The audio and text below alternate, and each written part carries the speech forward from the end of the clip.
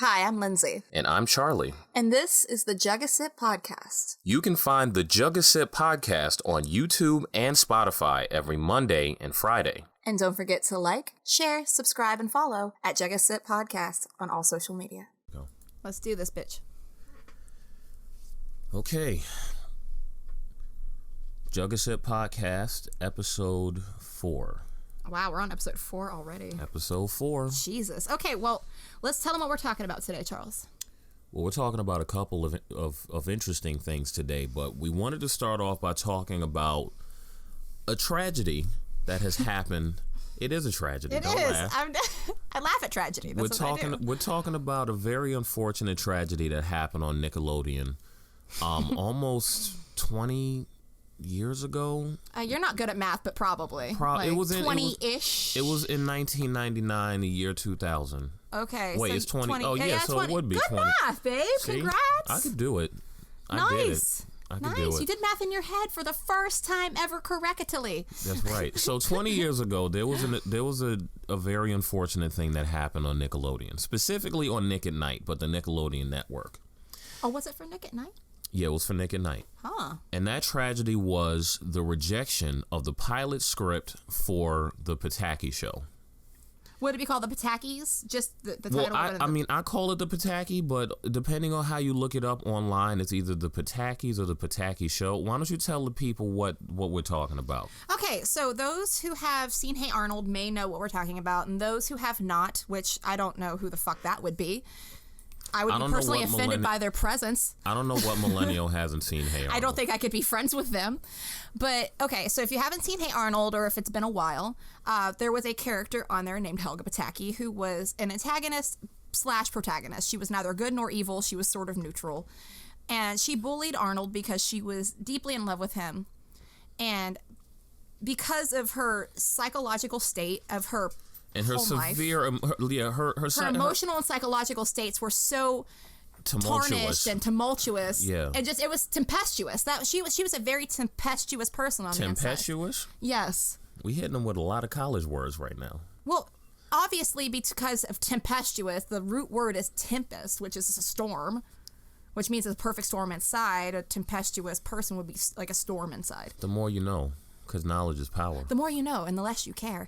And anyway, so they were going to do a show about Helga Pataki's life because in her home life, many probably didn't even notice this, but if you were a kid that was either neglected or abused or possibly had a darker home life than your average child, you were probably more open and aware to this, which is, I think, what Craig Bartlett's intention was when he wrote this show, was to have it out like a character for kids who didn't really have the most perfect home life, but on the outside it looked okay. But at the same time, you know, it was a kid's show for Nickelodeon, so he couldn't be overly obvious about it, so he gave little hints without explaining certain things. So let's break it down. With Helga's family, we have Big Bob Pataki, which is Helga's father. He is a businessman who runs a beeper emporium, which... It's called Big Bob's Beepers. Which is an independently owned store, but he makes surprisingly good money. He makes a weirdly large amount of money, especially a questionably large amount of money, especially toward the end when his beeper emporium, because you know beepers went out in the late 90s. Toward the end, he went from beepers to cell phones. There's even an episode dedicated to the characters were gonna be in a parade and they were gonna have a parade float, but they needed sponsors to build the float. And what ended up happening is that Big Bob Pataki sponsored the float. And one of his business partners, who looked like he was at least did 5 or 6 years. Probably, definitely had cocaine on his person at that time. Definitely, probably a criminal, but basically, definitely, probably armed with a gun. Basically, this dude was just like, we got to get rid of all of this and fill the whole thing with cell phone. They turned it into a cell phone float, and they still called it Big Bob's Beepers because that's how it started. But he started selling. And also, alliteration is lovely to the ears. Right. Because Big Bob's cell phones don't sell that. They don't sound like Best Buy sounds good, you know, but Radio Shack don't sound as good. Well, anyway, so you have her father, who is a large, angry, loud, cranky businessman who makes a surprising amount of money and has the personality of a criminal and an ego the size of Texas. Yep. So then we bring us to her more submissive, passive, and definitely clinically depressed mother Miriam Pataki. Yes, Miriam. I spoke about Bob. Now you talk about Miriam. Miriam Pataki, on the show, it is not obvious to a 9-year-old, which a lot of us were in that age group. Yeah, roughly. But Miriam Pataki was a completely dysfunctional alcoholic. And I say completely dysfunctional because if you've seen examples of alcoholics in real life, there's so many types. There are many kinds, but Miriam was actually one of the worst. Okay, well, for example, during the series, you would frequently spot Miriam like passed out behind a couch, sleeping in the kitchen with a hot cup of coffee in her hand. Precarious situation she was sleeping in. You know, and she spoke with a slur. Well, not a slur, but a depressive tone. It was like very like, I can't right now, Helga. I'm so depressed. Yeah, she spoke. She was half asleep all the time. Yeah, like with this drunken voice fry on the end of everything she said, because she was kind of in and out of a drunken stupor all the time. And possibly on things like antidepressants. Like she probably was also doing pills as well, but it was definitely alcohol. I wouldn't put it past her. No, because the thing is, I have met many alcoholics in my life that literally held jobs, had families. They didn't even, like, nobody even fucking knew. Yeah. Like, you know, Jamie Lee Curtis, for example, came out about her pill addiction in 2000 something. I forget exactly, like in the early 2010s, I think she spoke about this. Yeah. And like nobody really knew. She didn't do it at work. She did it at home. And it's like, I've seen people with addictions. Right. That although it was unhealthy for their body, it wasn't so much messing with their lives. Yeah, they were functional. In fact, like they were more relaxed, so they were more charismatic and able to thrive. And I'm like, they found a way to make it work for them, which I'm not encouraging alcoholism or drug addiction. Obviously, it's sad and horrible, but like, it's possible. You can do that. It's a special kind of person. It's funny. You mentioned that, and you know, I mentioned Radio Shack a second ago. Back when I worked at Radio Shack, one of my customers, she actually was a lawyer who was also a functional alcoholic. It was weird. One day I actually had to sell her a cell phone, and she was so overwhelmed by all the information we had to sign her up for this contract phone that she went out to the liquor store that happened to be next to my Radio Shack. She bought a bottle of Kahlua and came back to the store. Not a nip, not a small bottle, like a full bottle of Kahlua. Came back to the store and was just drinking the Kahlua with some plastic cups that she asked the liquor store for, right in the middle of the Radio Shack while she was signing up for this new phone that I was helping her with. God, she was hilarious. Not gonna lie, but that's definitely not gonna lie. That's alcoholic. A mood. I mean, like, not every day. I don't even drink all that much, but like, so yeah. There are functional alcoholics, functional addicts, and it's surprising. And usually it's really funny. I have met a lot of them that were just very charismatic and funny and kind of flaky. The worst thing that happened to these particular people was they forgot stuff sometimes. Yeah. And they were a little moody sometimes, but that was roughly it. And I can handle moody. I can handle forgetful. I'm moody and forgetful. Like, I totally get it. But like Miriam Pataki, so let me give them an example real quick. The road trip. Oh, that's a great episode. Like, there are a lot of examples of Miriam's alcoholism. Yeah. But I think the most prominent message of her alcoholism was the episode where Helga and her went on a road trip to South Dakota by themselves. Yeah. They stopped at a motel and a restaurant. Miriam, at this point, had already just been like a complete fucking mess already, but she was trying to make the most of it, and I think she was also trying to stay sober. Trying. It wasn't working out. I think while she was driving, at least, but it wasn't working out. No, the amount of potential car accidents that they got into that, like, they almost died. No, it wasn't potential. They got into car accidents. That's what I'm saying. They got into one, but they could have gotten into like 4 or 5 more. But yeah, because of Helga, they avoided like 3, and one that could have killed them. Right. So she put the purse on the roof of her car and then like drove off. Now, here's the thing. It doesn't take an alcoholic to do that. I've seen tired moms do it. I mean, for fuck's sake, if you see a mom with a toddler, you would think they were drunk because those poor women are just all over the fucking place because they're so tired. Right. But this wasn't the case with Miriam. Like, it's not a mom that's super busy. She wasn't on the phone doing business. She wasn't just having one of those lapse of judgment moments. Because this happens so frequently, when she lost the purse, even Helga pointed out, Miriam, did you lose your purse again? Yeah.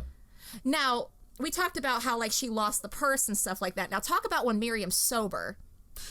Yeah, because you see a few moments what's crazy. Of that, there was an episode where Big Bob, like, I think he hurt his back or something on the job. Yeah, his back went out. And Miriam ended up taking his place running the Beeper Emporium. She went from being a drunken mess to a sober, obsessive monster. Yeah, and I think the reason she was so monstrous about it was because she hadn't found her balance yet. See, in the idea for the TV show The Patakis, they mentioned that they were going to have Miriam 12-stepping. Yeah. And that she was going to work for a TV station. Now, when she was running Big Bob's Beepers, she was a bitch, absolutely, because probably that could have been withdrawal symptoms. That could have been her getting used to being sober. You know what I think it is, honestly? Well, if you look at Helga is an extremely obsessive personality with lots of inborn emotional and very creative issues with no outlets for that besides poetry. Yes. Now, and also her sister Olga is very creative, but she's Olga. And even Bob, who was an asshole, he has creative ideas. Like, you have to be very creative to run a beeper emporium. Everyone in the Patakis family is very creative and intelligent. These are people of these are intelligent people. But in the case of Helga had a very obsessive personality. Now, if you know something about people who have addictions, you'll realize obsessive personality. Yeah, you'll realize that part of the reason that why they have addictions is because they have obsessive personalities. This is the reason why you could take someone who is addicted to, let's say, heroin. They could go cold turkey, but if they find a way to replace that action with a different action, like doing yoga, or meditating, they'll be just as addicted to the yoga as they would to the heroin. But because one is, functionally a lot less healthy than the other one, people won't do anything about it. But essentially, that's what's happening. Because it's less about the substance and more about the serotonin rush you get from the alleged thing you're addicted to. It's because it's a serotonin deficiency. Now, the reason I bring that up is because when you bring it back to Miriam at the Beeper Emporium, she got super obsessive with the Beeper Emporium to a point where she basically found a whole new way to neglect Helga. It became from alcoholic to workaholic. She was still a holic of some sort. She just switched her addiction from one thing to the other, because that's the whole point. She has this deeply obsessive personality. She had an emptiness she needed to fill with something, and that she had to obsess over to feel complete. Right, and I believe Helga's issues with moderation come from Miriam. Of course. Then you get to Olga, who is. It's crazy because I have known people like Olga Pataki, and Olga Pataki is the fucking Webster's dictionary definition of a gifted child. Yeah, she is. A child that is told from basically birth to college, you're perfect, you're wonderful, you're everything to this family, you're so talented, you're probably going to be the kids that are most likely to succeed voted are usually the likely to fail because they have had their ass kissed so long. They were told they were perfect and special, so they didn't have to try that hard. So when they leave into the real world, they have to try extra hard, and they don't know how. Right. Now, don't get it twisted. Olga's not a jerk about it. The thing is, she's annoying about it. She's annoying. I kind of don't like her because she's annoying. She's annoying, but her personality, her perspective of the whole situation, because what the situation is that Olga's the oldest, and she basically, when Big Bob had his first kid, that being Olga, he saw her as like a conquest, an achievement, the way he saw his Beeper Emporium. And they were a good bit apart because when Helga was like in preschool in that really tragically sad episode. Yeah, Olga was like a teenager. She was like 15. Yeah. So that means there's a big distance. Yeah, which also probably implies that Helga was an accident. Could be. Which is also probably where her family's resentment and cruelty to her and negligence comes from. Could be. They had the perfect, because think about it.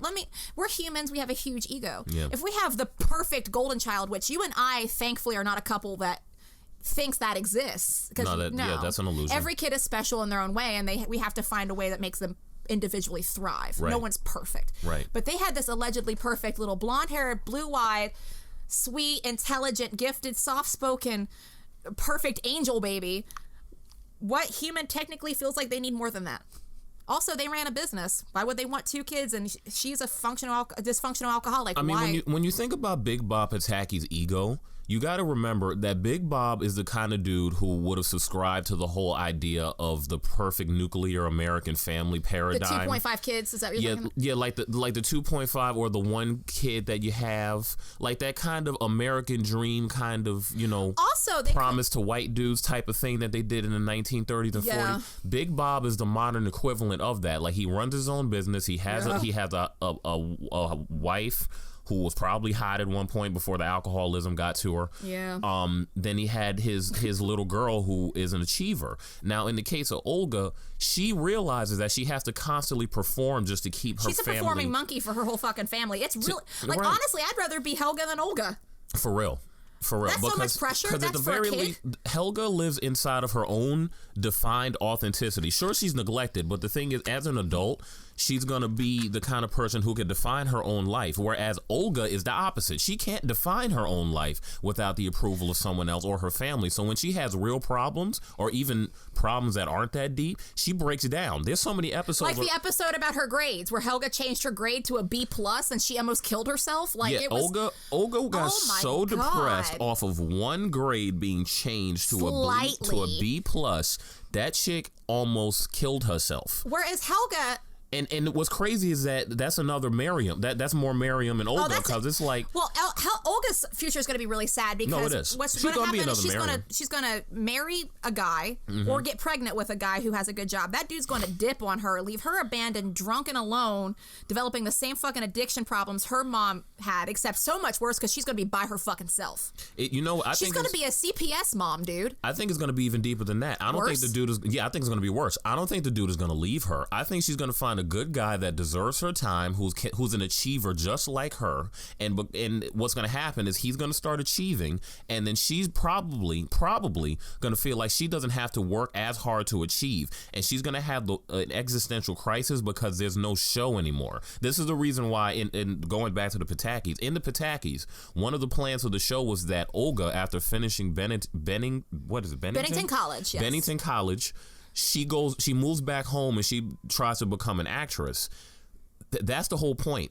She doesn't know what she wants to be because she doesn't have an identity besides her parents. It's not even that. Olga's whole life is a show. She decides to become an actress because it's directly tied to what she feels like she needs to do existentially. But she also did that because she didn't have a path, because she was studying something entirely different. Yeah. Like, those kids are usually pathless. She wasn't studying acting. Yeah, she wasn't studying acting. Those kids are usually pathless because they had so much potential. They could do anything, so they don't know what the fuck they want to do because they're so used to performing for the people making them perform. Right. There's a good possibility they tried for a Helga because they thought they would have a boy, because Big Bob's big ass ego would need a son to carry the fucking legacy. Right. He's a Henry VIII type of bastard galore. Which would explain why Helga is kind of masculine as it is. Well, the thing is, when I was raised by my mom, I had a dad that was just your normal country man's man. I had a brother that was just all boy for the most part. I mean, my brother likes theater and he likes... Yeah, he's girly nuanced stuff. He's kind of like he's not girly stuff, but he likes things that are more effeminate. But he's not like only one way. He's very neutral. Yeah, he's layered. He's not like when we were kids, a walking 1990s toy commercial. He was just like a general like little boy when we were growing up. There wasn't anything like super out of there. And then my mom was super masculine. Yeah. My mom carried herself with a very male energy. Right. She had she had what Carl Jung would refer to as a strong anima.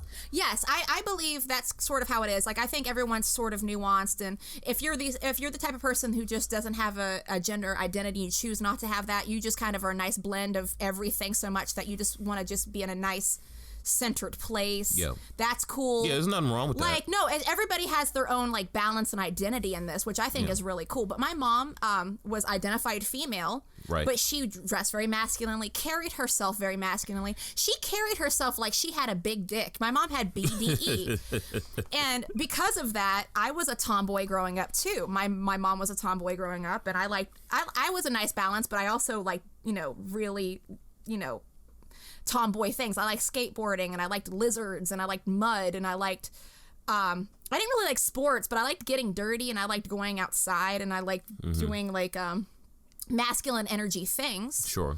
Because that's how I was raised. And I think Helga, there was a whole episode about her trying to get in touch with her femininity and just like realizing it wasn't for her. I think Helga would be one of those people that she would just figure all of that out when she got a little older, where she felt on that. But being a tomboy right now and being a more male energy is just working for where she's at in her life right now. Well, and if it stays that way, great. If not, well, that's what makes the tragedy that I refer to as the Patakis being rejected. Not because by there's so many layers to this. Not by one, but two different networks. That's why I think it's so sad, because Helga was probably the best character on the show of Hey Arnold. Definitely my favorite. She was my favorite character. I mean, Arnold was cool, but the thing is, he was surrounded by far more interesting people, which tends to happen with really good shows. The side characters are often more interesting. And like for example, I'm watching Better Call Saul. Saul Goodman is way more interesting a character than Walter White. Really? And Walter was pretty good. But the thing is, in Breaking Bad, all the side characters are more interesting than Walter. Walter was interesting. That's usually how it is. I never like in the Chilling Adventures of Sabrina. Sabrina gets on my damn nerves. I like her, but like I like her aunts and all the older women in the show better, and the more mature actors like Richard O'Coyle and things like that. And from time to time that'll happen. I mean, that's the very reason we get stuff like fan fictions. But the point I was making is that's why we need it. The point I was making is that Craig Bartlett, the creator of Hey Arnold, actually wrote a pilot and presented it and pitched it to Nickelodeon in the year 2000 for a Nick at Night TV show called The Patakis. And The Patakis would have centered around Helga as a main character at 15 years old and her family, Big Bob, Miriam, and Olga. And Olga would have moved back in at that point to become a Broadway actress, as we previously mentioned. Big Bob's Emporium would have expanded to cell phones, and also, as previously mentioned, Miriam would be in the 12-step program. She's clean now. She would be at the very least working on being totally clean of alcoholism, and she works for a TV station, which we have some theories on why that is that we'll get to in a second. But it's really messed up because Helga is a character that has so much to teach millennials at that age. She has so much more to offer. She's just a very dense, well-written character. She just is. Well, and to be perfectly frank, and it's just the God's honest truth, there's a lot of millennials out there that had negligent or abusive parents. Yeah, it's really common. There's a fuck ton of us. Like, it's weirdly common. I had an abusive mom. Everybody has a lot. Like, I think a majority of millennials that I have met had some sort of fucked up relationship with at least one parent. Yeah. And I felt like it's interesting because a lot of us didn't even know it when we were young, but I felt like if we had, when we get to see someone like Helga go through what she experienced, it's sort of like, oh, that's not right. Yeah. And when you see it happening to someone else, it kind of gives you a wake-up call inside that doesn't feel good. And the representation is important. And Helga is a very relatable character, at least to me. Like, I think she's a great character. Now, real quick, because there's a deeper point to this that we want to get to, but I just wanted to list a little bit of some of these facts that I came up with about this pilot, this potential series. Yeah, the research, what we found. So, basically what I found, and this is based on an article I found on fandom.com. As previously mentioned, it was a planned spin-off sequel series. It focused on the life of Helga Pataki and her family as Helga's a teenager. She would have been around 15. Craig Bartlett wrote the pilot script with a guy named Mitchell Lamoureux, I think. Wait, that's Michelle. Michelle? Oh, Michelle. Sorry, I said Mitchell. Michelle Lamoureux. You're not good with names. It's fine. Yeah, it's fine. Michelle Lamoureux for Nickelodeon in the year 2000. Nickelodeon rejected it for being too dark, even for Nick at Night. Bartlett initially pitched it to show on Nick at Night, and there was no Adult Swim at the time. I think that came on a year later. Oh, really? But that would have kind of beat if the Patakis came out, then Nickelodeon would have beaten Cartoon Network to Adult Swim before Adult Swim even happened, which, again, part of the reason why I think is a travesty. Now, what ended up happening is he also pitched it to MTV. The reason they rejected it is because it was too similar to a show called Daria, another show that we love. It's a classic, really. Classic cartoon. Definitely check that one out. I think it's on Hulu. Yeah. Yeah. But Daria was airing at the time, and it was too similar. They were going to structure each episode to run like The Simpsons. So in Hey Arnold, you get 2 episodes over the course of a half hour. In the Patakis, it would have been one story over the course of a half hour, and like The Simpsons, it would have had 3 acts. Well, because adults have a better attention span, it would be like adult millennials watching this, most likely. So. Exactly. Now, each character from Hey Arnold would have been in it, but Arnold himself would have not been in it because he would have moved away. Which I would have been fine with. Yeah, I would. Yeah, that's fine. Craig Bartlett thought he had to do that. I personally don't think he did, but he felt like he needed to get Arnold to move away so Helga could have the proper spotlight. That makes sense. So now, as for the Arnold and Helga relationship, Helga would still be in love with Arnold, and they would have been a couple for a little bit, but they would have fell on stormy times, and they would have broken up before Arnold inevitably moved. Now, Helga would have ended up writing letters to Arnold every night, and she would try to mail them, but in the normal Helga fashion, she would have taken them out of the mailbox and then collected them in a binder. and kept them all in an organized binder, and that binder would have ended up replacing those creepy ass shrines that she would keep in her closet of Arnold. And in that locket. They didn't mention a locket. She probably still has a locket, but the point is she wouldn't have the shrines anymore. She would have this binder with these letters. And also, they were going to use some of these letters as framing devices for a few of the episodes. I personally wouldn't have liked it if they did that for every episode, because that would have been like boring. A couple would be fine. That sounds like fun for here a and dark there. one, like a really dark particular subject. Or if they turn the letters into like a series long plot point, device, like a plot device, kind of like how the elements of Avatar: The Last Airbender. Yeah. Right. This could have been that equivalent. Exactly. But anyway. Helga would have been a budding writer, which she already was. She would have been an awkward teenager who still wore her pink bow, her pigtail, and she kept a unibrow. She hides the pink bow underneath the hat that she would start wearing, though. And then as for the rest of the family, we already mentioned Olga's an off Broadway actor. Miriam's in the 12-step program. Big Bob is running the Beeper Emporium. But here's the thing about that. This was really fascinating. Big Bob would have started running the Emporium, according to this, kind of like Tony Soprano. Which shouldn't surprise anybody because, like we mentioned earlier, Big Bob made particularly good money. And a suspiciously large amount of money for the business he's running. If you're like Charles and I... even since we were kids, we were extremely suspicious of like weird stuff like that. Yeah. Like we wouldn't say anything, but we'd be like, or we wouldn't even like dwell on it, but we would think about it. Like it would be like, that was weird. We were too young. We were too young to have the information to know. Then more clues would come out. Right, but as adults, Lindsey and I actually believed that Big Bob was laundering money through his Beeper Emporium. We talked about this before we read our research about the Patakis, that I thought Big Bob was already into some criminal mafia-like activity. He just acts like that. He has like this personality of a dude who definitely, maybe, probably, sort of, maybe is doing criminal activity. Yeah, he definitely was into some shady stuff to run his business. I was suspicious of him as a kid. Like, like you're just like, what the fuck is wrong with this guy? So basically, the reason I think money laundering is because actually I've been watching that show Good Girls, and I learned how money laundering works. Another show you can see on Hulu. Yeah, we're giving these shows a lot of shout outs. It's a good ass show. We need to be sponsored. It's a good ass show. But anyway, so I learned a ton about money laundering from that, and then I was like, okay, that's interesting. So Big Bob, I don't think, was selling drugs, because he was kind of like a white collar criminal type of guy. He didn't seem like, if he was dealing anything, it was cocaine. It would definitely be high, like. But even then, that's entirely too, because the way that he was running his business, that would have been too messy, and he wouldn't have been able to focus on the beepers as much. He went out of town a lot for business, but he didn't come back with like big sketchy suitcases. He came back with like one suitcase. Yeah, he came back with the same suitcase he left with. And he's not like the Gus Fring of Hey Arnold. He's not that smart. No. He just isn't. He's too like big and bombastic. He seems like the kind of guy that would bring one suitcase just for money. He wouldn't want to travel low-key if he wasn't hiding something. And on top of that, he always wore a hat and a coat even when it wasn't raining. Right. But he definitely was laundering money. In the road trip episode for South Dakota, the day they were leaving to go to South Dakota, suddenly some business came up that he had to leave immediately and go to the airport and go to Borneo or some shit. I don't even fucking know, but it was somewhere. Yeah, he had to leave the entire country. If I'm not mistaken, it was a country.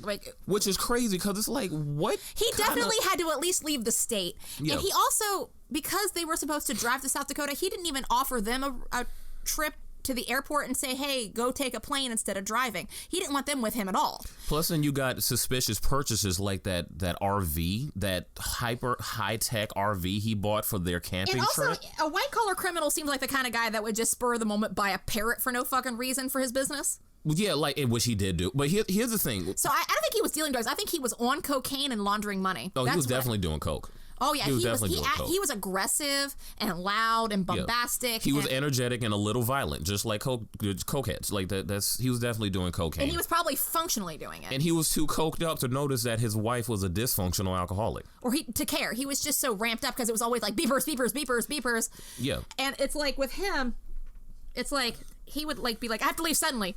Come back with the same suitcase, just not say anything. It's like, were you out getting like money to wash? So what I think was happening is, my theory is, I think Big Bob was leaving the country, leaving the state or whatever, getting his counterfeit money. Right.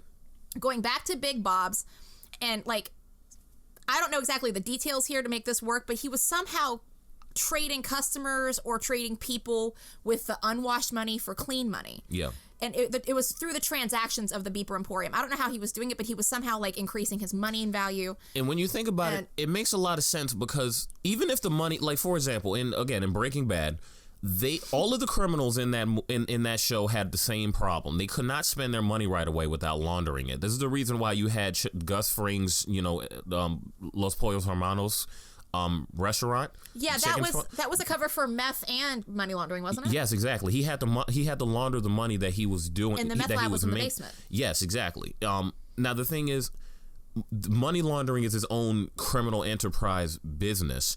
And when you understand how criminals are forced to spend their money, if you're not money laundering, then you can't spend money as cleanly and openly right away unless it's laundered first. But in the case of Bob, if he was laundering money, of course he would launder the money that he earned from the money laundering, so he can make big purchases like that, and nobody would be the wiser because he had big Bob beepers. Fridge pack thing he had. The RV, the fridge pack, the impulse buys that he did. First of all, let's do the really obvious thing. The house that they lived in was bigger than, not by much, but bigger than Arnold's house. And Arnold's house was a boarding house. Now, keep in mind, I did not live in New York in the 90s, and Arnold's roughly based around New York. It's like that's where it's supposed to take place. And it's just various sections it's of like it all a fictionalized together. New York. It's like as if New York is like basically one borough, and all the boroughs fused together in one place. That seems what it's like. Right. But he lived on what would be like the equivalent of the Harlem I don't know what it was like to live area. in New York in the 90s as far as what because it was pre 9/11. I don't know what the real estate was like. I don't know what business economy stuff was like because also I was a child and I didn't live here. Yeah. So could you tell me about that? Would that have made sense if he wasn't laundering money? Well, admittedly, yeah. Well, here's the thing. If we're thinking about the kind of residential neighborhoods that Arnold and Helga and the rest of the PS13 kids... PS118, sorry. I said 13. PS118 kids were all living in. They lived in like a Queensy type of neighborhood. It was like a Queensy, Harlemish kind of neighborhoods. Yeah, it looked like both. Like even there are residential areas that are in Brooklyn that look like that right now. But he was definitely living in a residential neighborhood in New York that had lots of brownstones. Brownstones are very expensive. Also, they were pretty close to Rhonda, whose parents were rich. Also, I think were doing criminal rich. Activity, but I think they were more like Jackie's parents from that 70s show, doing more like other white collar crime. Yeah. Like fraud. Yeah. Also, embezzlement. I think it was embezzlement. Also, by the way, Phoebe was just as rich as Rhonda. Her family was just low key. But I think they were also making their money honestly, and that's why they weren't assholes. But that's a good point. Now, here's the thing: when you live in New York, especially in the early 2000s and late 90s. Pre 9/11, and even post 9/11, you were running into situations of gentrification where one neighborhood, which it would be poverty on one block and then rich people living on another block. And there's neighborhoods like that to this day all over the city.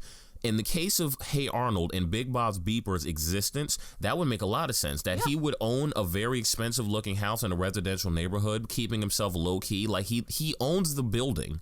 Or at the very least, he can afford to live in the building by himself.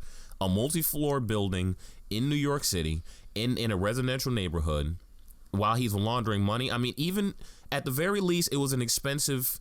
It cost a lot of money to upkeep that place.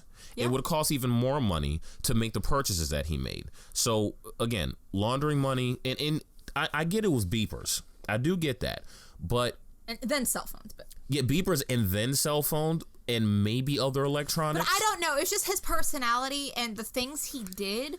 It just read very suspicious. Plus, you have to account for the fact that Big Bob's Beepers was not a franchise. It was one independent. At first, it wasn't. At first, it was not. It was not. It was just one building. It was one independent store. It was an emporium that looked kind of like, if you ever been to B&H Photo on 34th Street, it was the equivalent of that, but cut that in half and have less resources. That was Big Bob's Beepers. Also, keep in mind, this was pre-online ordering, so he could only sell to people in that fucking neighborhood. How many people, even if you have a family of 4, that's only 4 fucking beepers. Yeah, it just doesn't make any sense. You make decent money, but you wouldn't. Yeah, no, you wouldn't be that good. It just doesn't make any sense. And also, Miriam didn't work, and she didn't have to. No, she didn't work. And that's another thing. They were paying for Olga's college in full.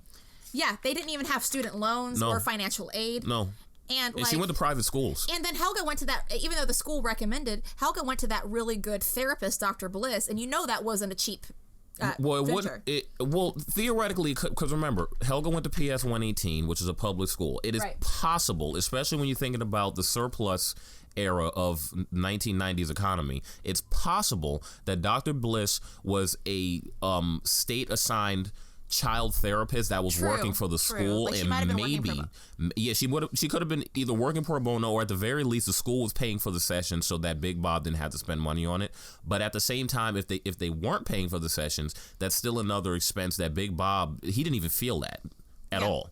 But but we could go on and on all day about how suspicious but also Big Bob is. Doesn't Helga also show signs of greed sometimes? Sometimes, yeah. Yeah, I mean, so Helga Pataki is the kind of person where if she can make a buck off of anything, matter of fact, the episode where she bought that love potion and she found out that the love potion didn't work, the first thing she said when she found out it didn't work wasn't, "You mean it didn't work? It didn't happen?" The first thing she said was, "I paid you $10 for a grape drink? Are you serious? I want my money back." No, she proceeded to go, "Give me my money back!" Right. And then she proceeds to realize, wait a minute, it wasn't a spell at all. Forgets about her fucking money altogether and dips. Yeah. Like, dude, I mean, don't get me wrong. I relate a little. I mean, I feel like, you. I'd be like, I get it. Because I would be pissed. Because I mean, I'm a practicing pagan. I would be especially pissed. I'd be like, bitch, what the. Yeah, no, I get it. I totally get it. But also, I'm not going to diss Madame Blanche's hustle either. Fuck. But at the same time, the girl is 9 years old. The fact that that's the first place her mind went. You know how many New York 9-year-olds I knew who had like that deep financial concern knowledge? Well, None. I didn't know any. How greedy her father is. I mean, but I get it. Like, I mean, I understand like money is great, and I love money, but like, damn, girl, fuck. Now, really quick, because we're at the halfway mark, I wanted to talk about an interesting conversation that Lindsey and I had yesterday. Oh God. But before I do, I need to preface it. Ever since I met Lindsey, I have compared her to Helga Pataki in a lot of ways, because I just see that there are a lot of parallels to Lindsey's life and Helga's life and her family life. Well, tell them the parallels. Well, the parallels is Lindsey. First of all, Lindsey's a very nice person. She has like, her mind goes to angry places really easily. Mm-hmm. If she feels like she needs to defend herself. If I feel threatened in any way. If she feels threatened, she goes to anger very easily. Even if I misread the situation, like I feel like someone's attacking me, I will just attack first, ask questions later. I'm not proud of that, but it's the truth, and I'm not going to pretend I don't. She can get defensive. And sometimes it's hilarious. I admit it. Like sometimes it's I laugh at myself afterwards. And speaking of somebody who's in a relationship with her, it doesn't breach on the abusive ever. It's just she gets defensive sometimes. That's it.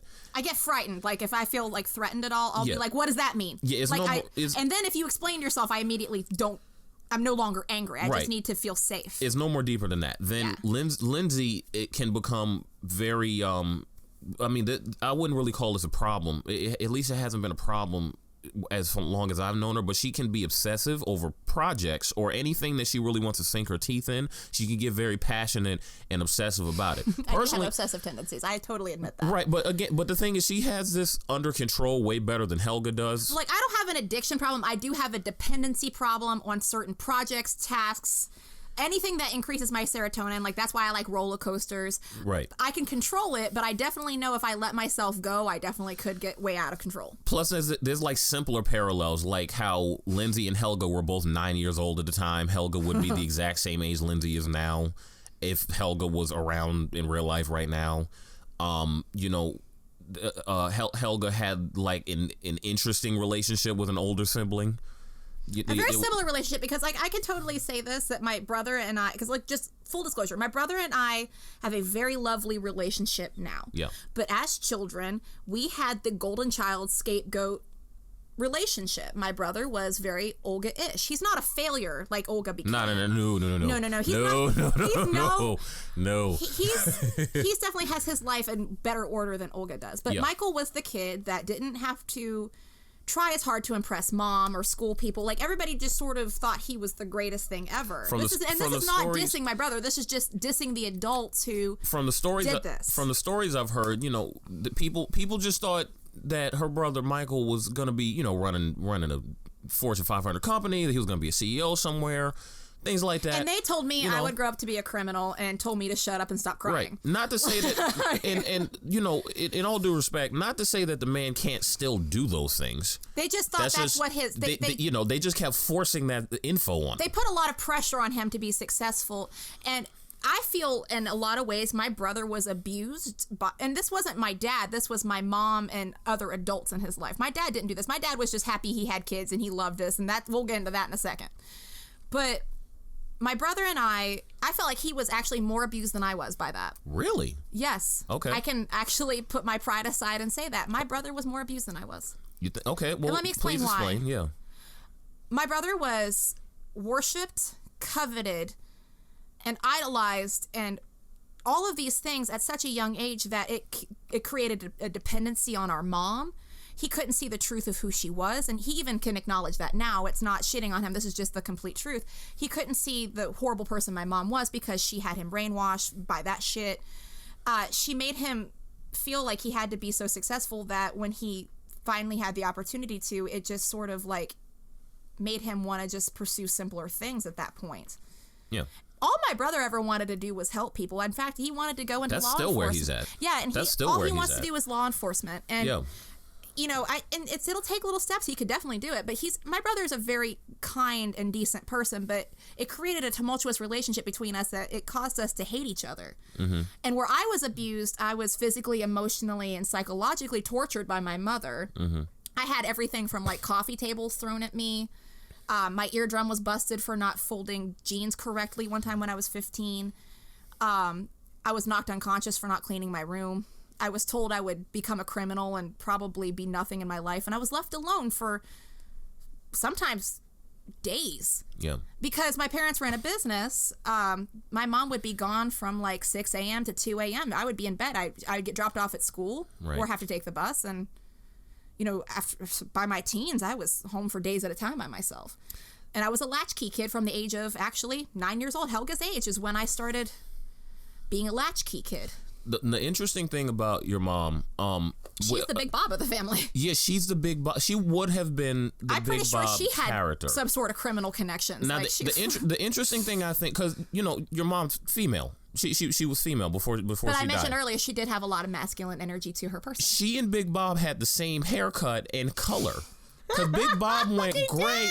Like Big Bob went right. Big Bob went gray at an early age. But actually, my dad looks more like Big Bob, but he's more like, he's not a drinker, but he's more like Miriam. He's more the passive parent. He was he was the more passive, easygoing parent. The only difference was my dad never had an addiction problem. He was actually quite a functional parent, but my mom tried to paint him out like he was incompetent and stupid. Plus, then you have other parallels like, Big Bob ran businesses. Your mom ran businesses. Big Bob was very creative about what he did and things. Same thing with your mom. They were sitting on a lot of skills.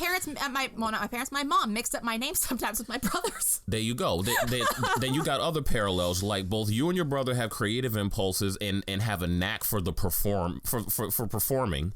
Your brother he doesn't act regularly now, but from what you've told me, he's a very good actor when he's doing that. Oh yeah, he did theater in high school, and I used to go to his plays when I was a kid because I always liked acting, and I couldn't wait to like get old enough to do that myself. Right.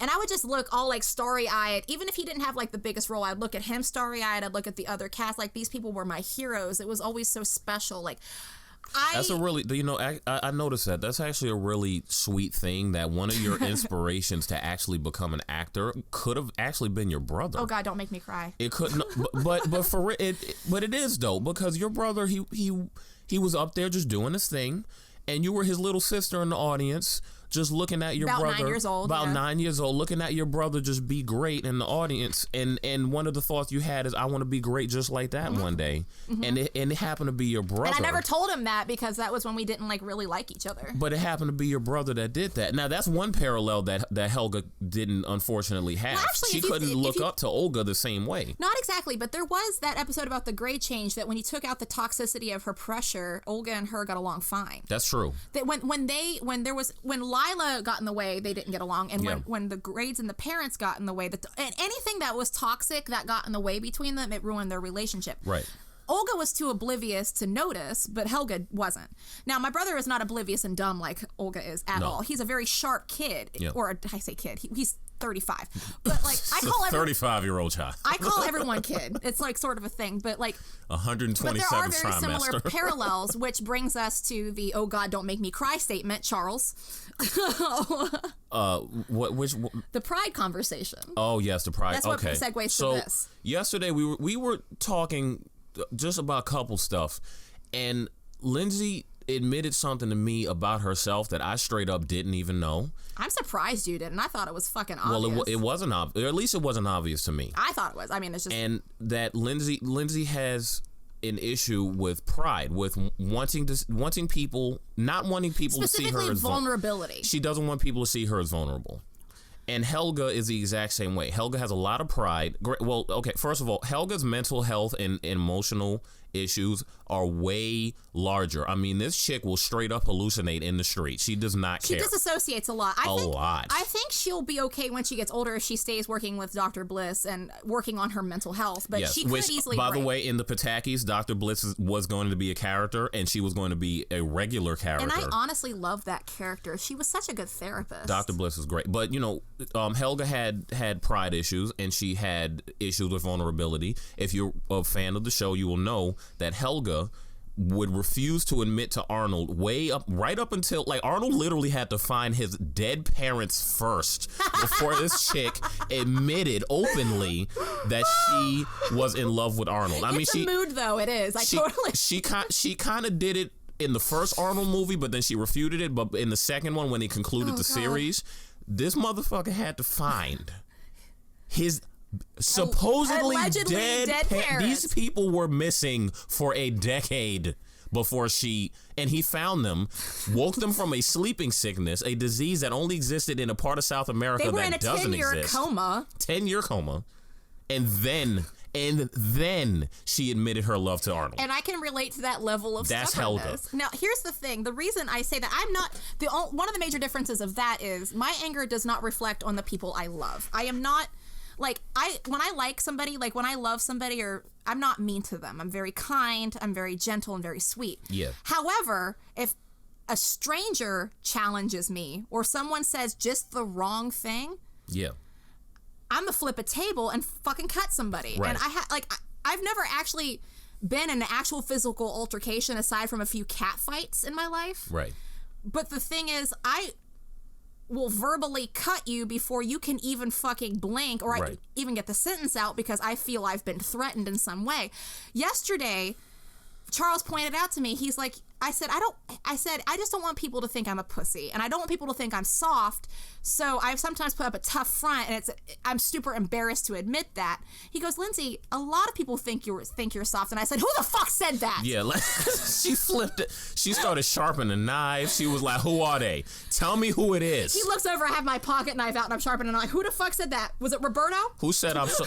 And it was like she got so mad that it was like she started sharpening a knife with another knife, didn't realize she already had the weapon. I'm like, who the fuck be talking all this? I get like, and I start asking for names, and he's like, Lindsey, it's not that deep. I go, no, who the fuck said that? Yeah, it was crazy. It was crazy, But that's the thing with the way that Lindsey grew up. Or in not just in her family life, but in her life just around a lot of people, different relationships. The first 28 years of my life, and I'm 31, so I've only had like 3 years of fucking peace in my existence. I've had a lot of tumultuous and tempestuous relationships with people. I've had abusive partners, abusive mom, stressful life events in general. So I always had like this outer shell and this need to be like protective. Yeah. And it's like I said earlier, it is sometimes hysterical, like the who said that thing. Right.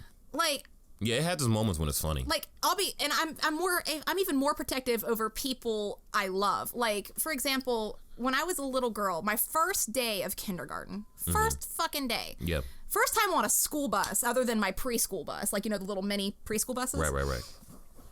I'm coming home from school, and the way our school buses were set up was little kids had to sit in the front so the driver could see them easily, so they wouldn't get like hurt or harmed by another kid in the back or something, and as the story progresses, you'll see why.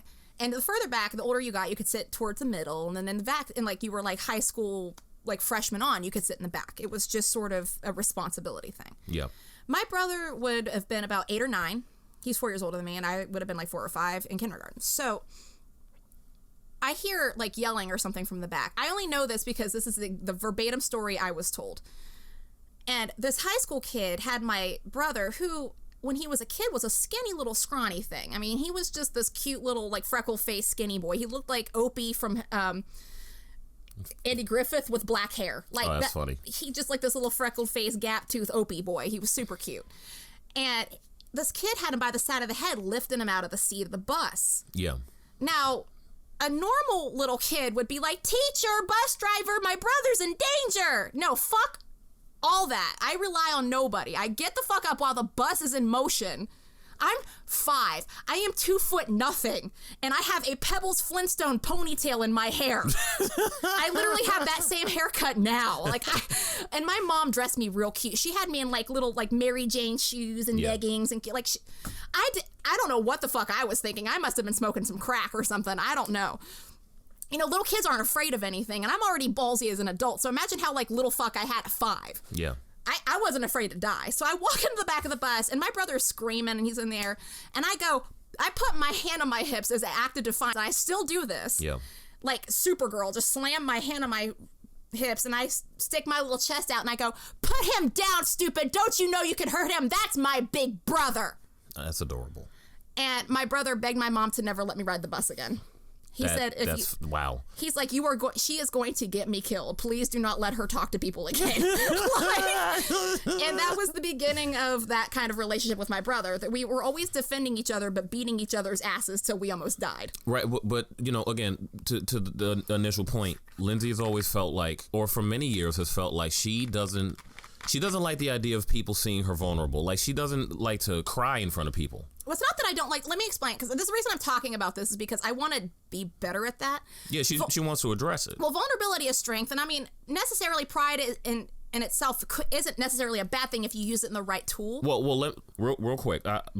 Having pride and being proud, there's a difference. And being proud are two different things.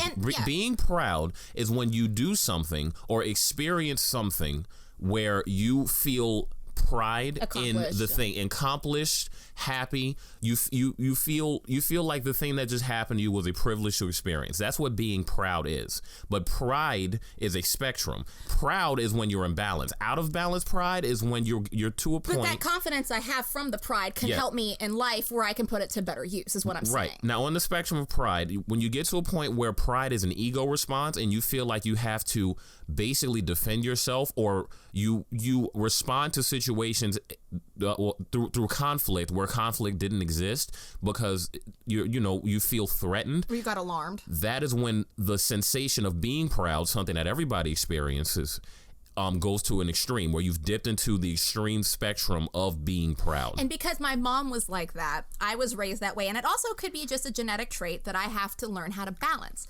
The thing is, unlike my mother, I'm aware of it. I want to fix it.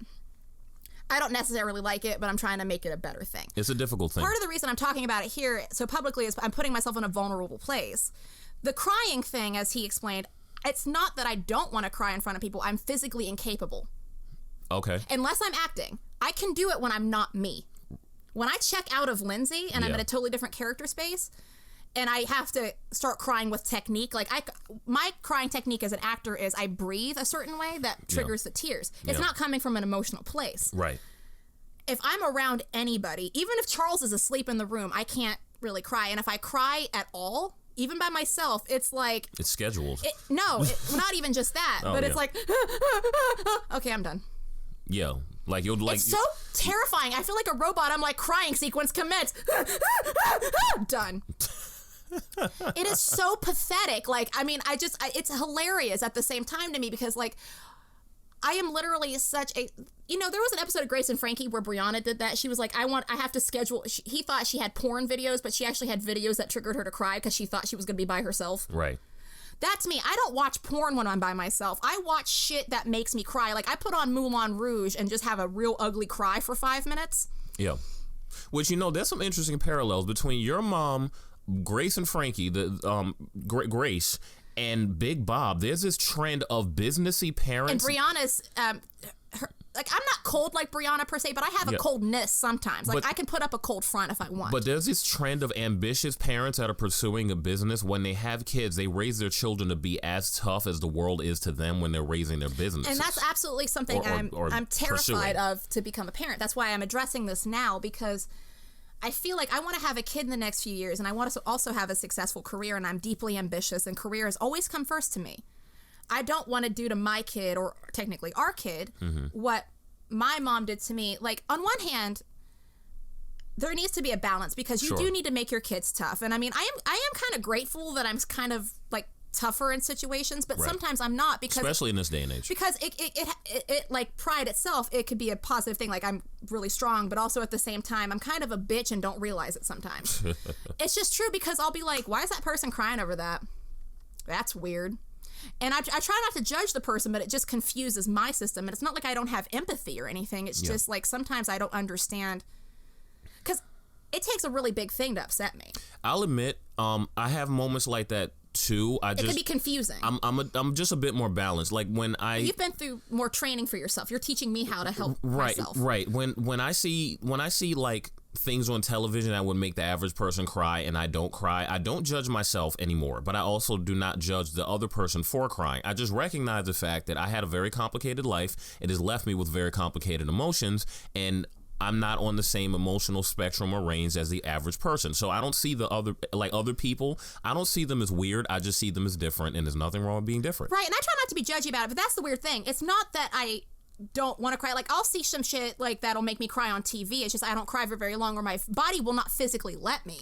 Like, I'll want to cry. I'll be like, oh my God, look at that mom and that daughter and that ad, and I'll like get all weepy, but no tears will come.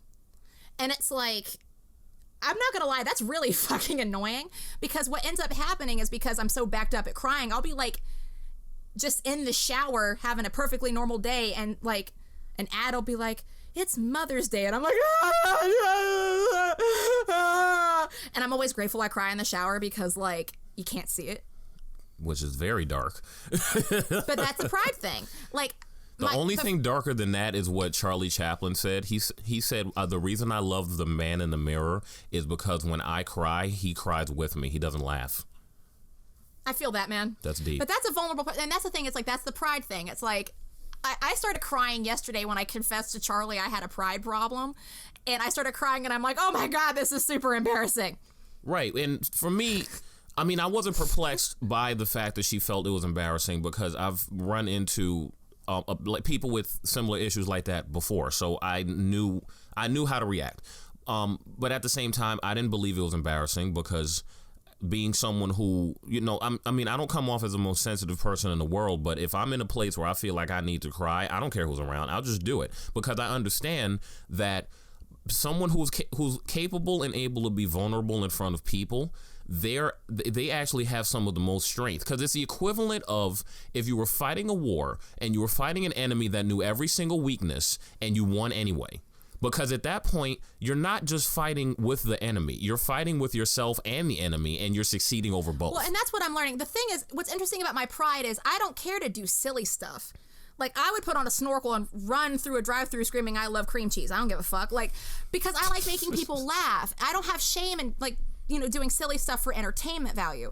I have shame if people don't think I'm tough, and I feel like I need to flip a table to establish my dominance. That's a problem. But that's the crazy thing. No matter what, people are going to see you. I act like a person who's been to prison in that regard. Yeah.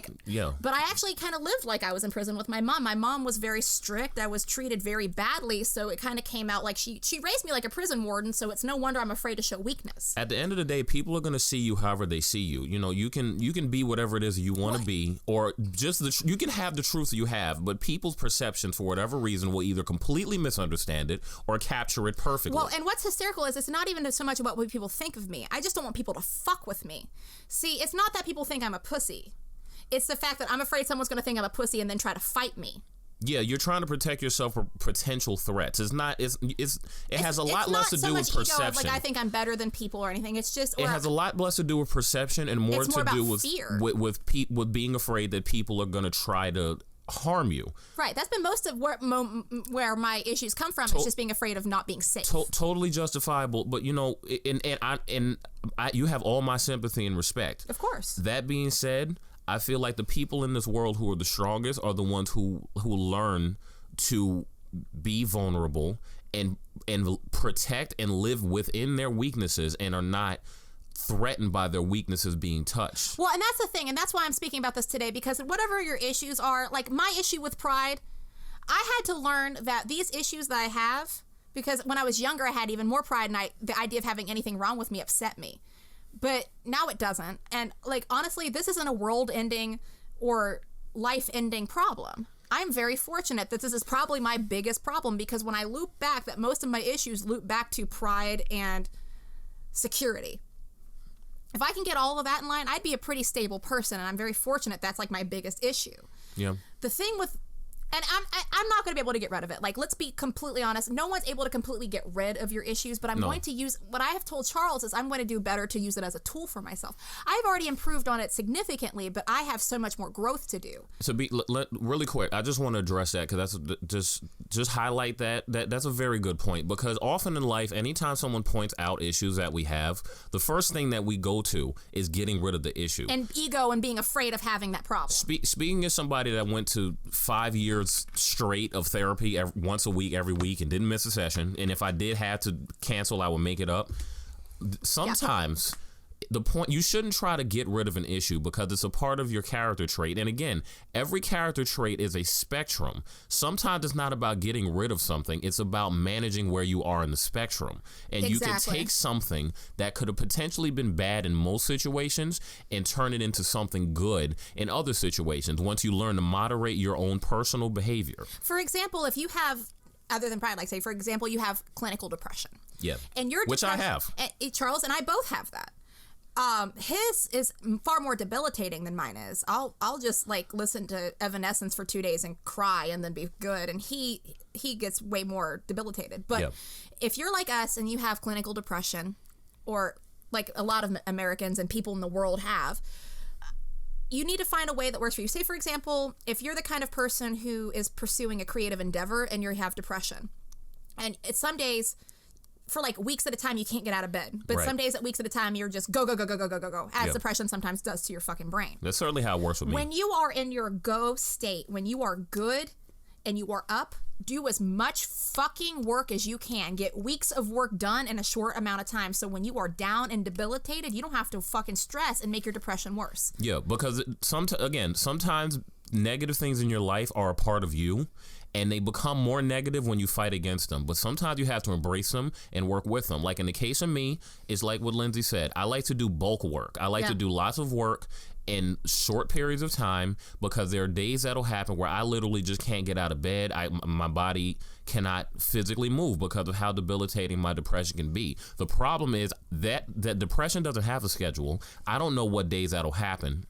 And in the past, I would get even more depressed because I would know all the things that I didn't accomplish when I wasn't in a bad state. What has exponentially helped is when I'm not in a bad state, I do a lot of work. At least, like, let's say I got 3 days. 2 of those days I'm working and 1 day I'm depressed. One of those days I'm good, I will put in a lot of work. I might take a break on a day that I'm also good, but on a depression day, if I'm too depressed to move, what I'll do is I'll spend time thinking about that day that I've spent very productively, and maybe the other day where I wasn't productive, but I had fun on my terms as opposed to on the terms of my depression. And because I have childhood and adult trauma from abusive relationships, something that helps me is I talk to people with similar issues or with their own issues, and it sort of gives me my own perspective on my problems. And I help them with like their own spiritual and psychological and emotional work. And while I'm simultaneously helping people, I'm helping myself. So you have to just find a way, wrapping up, find a way to make whatever your good and bad qualities are work for you.